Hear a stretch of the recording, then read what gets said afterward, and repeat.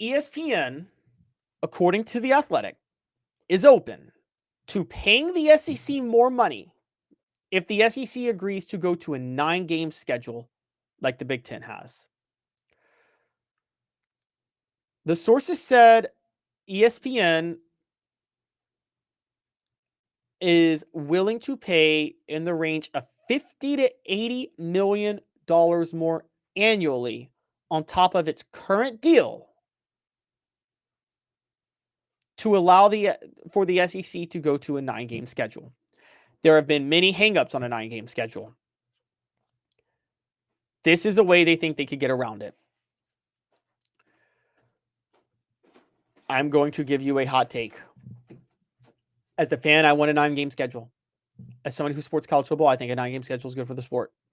If I'm an SEC program, heck no. I am not agreeing to this 9-game schedule. It is bad for your program. And Greg Sankey pushing for that amidst the bad contract only shows how incompetent he is. So we're going to play 4 Downs on right now, brought to you by Ted Russell Ford. And 4 Downs is going to explain to you why the SEC should not go to a 9-game conference schedule. That would just be a huge mistake. 4 Downs now brought to you by Ted Russell Ford. First, I am going to deliver a message from Cooper Mays in the audio board to hit like and subscribe. And I'm going to deliver another message from Cooper Mays in a minute on why on each of the downs. But first, ESPN offering the SEC $50 to $80 million more for the SEC to go to a 9-game schedule instead of an 8-game schedule. It's not going to happen, and the schools would not be smart to agree to it anyway. Let's break down why. Coming from Coop, first down. $50 to $80 million. Let's take the high end for an extra game. That is $80 million to be divvied up between 16 different schools. That's $5 million per school. The top schools, even on that extra homecoming non-conference home game, are generating, on the high end, they're generating $22 million. They might be generating as low as $15 million per home game. Why, when you're generating that much money for a home game, would you ever agree to get rid of that extra home game for a 9-game schedule? And for the record, guys, you are going to give up a home game if you're an SEC team. Because remember this. Most SEC, almost all of them play 7 home games. And different years they play 8, or they split revenue from a neutral site game. If you go to a 9-game schedule, every other year, you're playing at least 5 road games. The revenue and money's not there to play at least 5 road games every other year for a lot of these schools, okay? Tennessee plays a road game maybe once every 3 years. It's just not the same.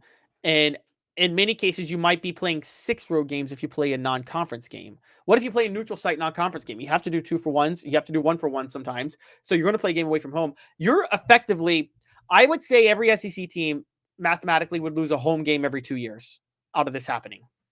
A home game every 2 years. Well, the home game every 2 years, when you get 18 to 22 million per home game, that's still, you're talking 9 to 10 million that you've lost over a 2-year period for $5 million. I'm sorry. I don't think it's worth it. I don't think it's worth it. And that's one reason I wouldn't do it. With the 2 years versus the 1 year, you can maybe say that because you're talking 9 to 10 million per year versus 5 million extra. So you're losing money. The SEC teams are losing money when they do this. The other reason, it could hurt their college football playoff bids. Now, we don't know exactly how this is going to work in 2026. So this could be thrown out the window. But as of right now, we watched last year. Teams were not rewarded for playing tougher schedules. Indiana got into the college football playoff and had no business getting in there, and so did SMU based on their records. When Alabama and South Carolina and Ole Miss were all clearly better, Indiana and SMU benefited from insanely easy schedules, backed into the playoff, lost the first week. The playoff was horrible to watch. It was ridiculous. There was no incentive to play a 9-game schedule or play a tougher schedule, and the SEC teams have no incentive to do it if they're hoping to make the college football playoff, when the committee showed last year they're not valuing strength of schedule. So that was second down from Cooper Mays, was that it could hurt the CFP's chances. First down, their SEC schools are losing money from a potential probably roughly extra home game per year. And second down is the SEC schools are hurting their CFP chances. Third down, back to money. Reducing the number of bowl teams and bowl payouts. If they go to 9 games and they still have to play one Power 5 non-conference game a year, that's an extra tough game that they have to play every year. The SEC has to get, SEC teams like everybody else has to get to 6-6 to reach bowl eligibility. There will be fewer teams reach bowl eligibility with that type of schedule. A lot of them get to a bowl by beating up on 3 easy non-conference foes and sneaking in 3 SEC wins elsewhere through the bad teams. You're not going to get an extra easy SEC game with the 9-game conference schedule, okay? You're going to get a tougher team probably. It's just impossible to play 4 easy SEC teams in a year, even if you have a 9-game conference schedule. So all of a sudden, your path, if you play a tough non-conference game, is you have to win one of your tough games. And that hurts the chances of a team like Kentucky to get to a bowl game. Chances of lower level teams, like if we just look at last year's teams, teams that didn't make a bowl game, like Auburn would have had a chance. Mississippi State would hope to get there. We just talked about Kentucky, but Oklahoma, Vanderbilt, Arkansas, this is how they get to bowl games, is they beat up on the lower teams. Now, yes, Vanderbilt did upset Alabama, but you guys get the point I'm making. That's less payout. So on top of the less payout for the extra home game, you also risk less payout by not making a bowl. By the way, there's also less payout for fewer college football playoff teams, because I don't know if you know, the conferences get like $4 million for the first round of the playoff and $8 million for teams that get into the second round. So you're cutting revenue all the way around. That's just not worth the $50 to $80 million extra to go to 9 games. Fourth down, brought to you by Ted Russell Ford. We'll bring that up to you in just a second. Like a blast from the past, the Super Dealer is back. Look to the skies, Knoxville. The Super Dealer is fighting for price, service, and the American-made. Ted Russell Ford is East Tennessee's #1 volume Ford dealer. Save up to $4,350 on a new Ford F-150 XLT, or get into a new Ford Ranger XLT with no payments for 90 days. Come see the Super Dealer today at either Ted Russell Ford. Fourth down on why the SEC schools would be not smart to agree to go to a 9-game schedule just for $50 to $80 million in extra revenue from ESPN. And this is a big one, the sacrifice of marquee non-conference games. The SEC and Big Ten would love to have like a marquee, like SEC Big Ten showdown. But I just talked to you guys about the bowl payouts and the college football playoff bids. That wouldn't happen. That would de-incentivize these marquee non-conference games. Now, again, one of two things is going to happen. Either the path to the CFP and the bowl games reduces for SEC teams, which reduces payout, or marquee non-conference games go out the wayside. And the SEC, I like marquee non-conference games involving SEC schools. I think that's the best way to open Labor Day weekend.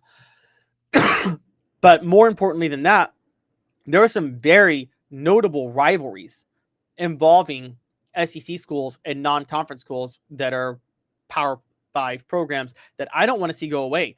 I don't want to see the Georgia Tech rivalry end. I don't care how much more Georgia's ahead of their level. That's a historic game I don't want to see go away. I don't want to see South Carolina and Clemson end. That's a historic rivalry. I never want to see that go away. I'm glad Texas and Texas A&M are back playing each other again. Okay? That was a historic rivalry you didn't want to see go away. Florida State? Does anybody really want to see Florida and Florida State not play each other every year? I mean, that would be a horrible move. Kentucky, Louisville, the Governor's Cup. I want Oklahoma to get back to playing Oklahoma State again. When you take all this into account, guys, I'm sorry, but look, I think that I am very, very, very big on the fact that these marquee non-conference games are a huge part of SEC tradition, and they would go by the wayside if you went to a 9-game schedule right now with no changes to the college football playoff format, no extra revenue, and no changes to the number of bowl teams and bowl payouts. If you don't have those things, you're not going to see them go to 9 games, and they wouldn't go to 9 games. And if I'm Tennessee, I wouldn't vote to go to 9 games. I didn't even get started on the schools like Alabama and others who would have tougher draws based on the 9-game schedule. So, again, Greg Sankey negotiating a bad deal and then pushing for 9-game schedules, which will only hurt revenue, shows how not forward-thinking he is at the SEC. And he's got to be replaced. He's not doing a good job, guys. So I just think that there's a way to help themselves. Sorry, I accidentally hit a that's twice today. I've hit a button that had the sound go live. Apologies. But what I'm getting at is that I think that there's no reason for the SEC to go to a 9-game schedule right now for SEC teams. Don't do it. Don't do it.